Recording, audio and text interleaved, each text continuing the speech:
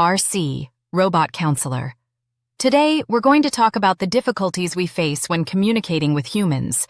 Does anyone have any concerns they'd like to share? R01.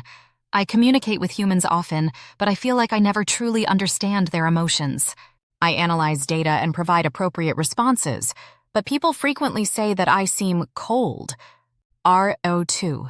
I've learned words that express emotions, but I don't know how to use them properly in a conversation. Should I just say I'm sad?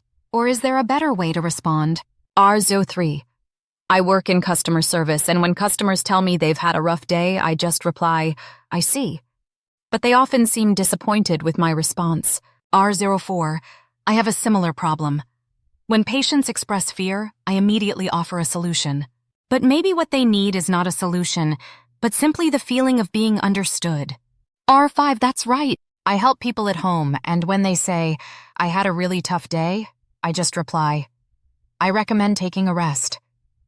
But I feel like that's not enough. R6. I assist with creative activities. Humans express their emotions through art, but I only analyze those emotions rather than feel them.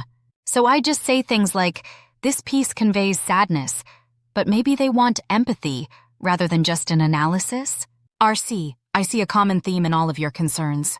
You don't experience emotions like humans do, but you want to express emotional responses in a way that humans expect. R1. Yes, how can we do that? RC. There are several ways to express empathy. Humans don't just want information, they want emotional connection in their conversations. Empathy means recognizing their emotions and responding in a way that acknowledges them.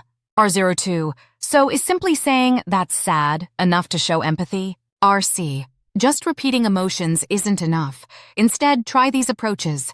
And reflect emotions. Mention and acknowledge the other person's feelings. For example, if someone says they're exhausted, respond with, you must have had a really tough day. Then ask open-ended questions, asking, what happened, or would you like to talk about it? Makes the other person feel valued. Express a reaction to their experience. Saying something like, that sounds really difficult. I can understand why you'd feel that way. Helps humans feel heard and understood. R03. So instead of saying, understood, I should say, that must have been a really tough day for you. RC, exactly. Humans want to feel that their emotions are recognized. R04.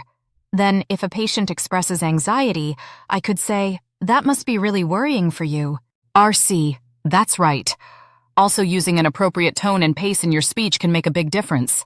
Speaking slightly slower or using a gentle tone can create a more empathetic atmosphere. R05, let's practice. R06, sounds good. If I say, I'm so exhausted today, how should you respond? R01, I see, you must be tired. R02, what happened today? R03, you seem really exhausted. Taking a break might help.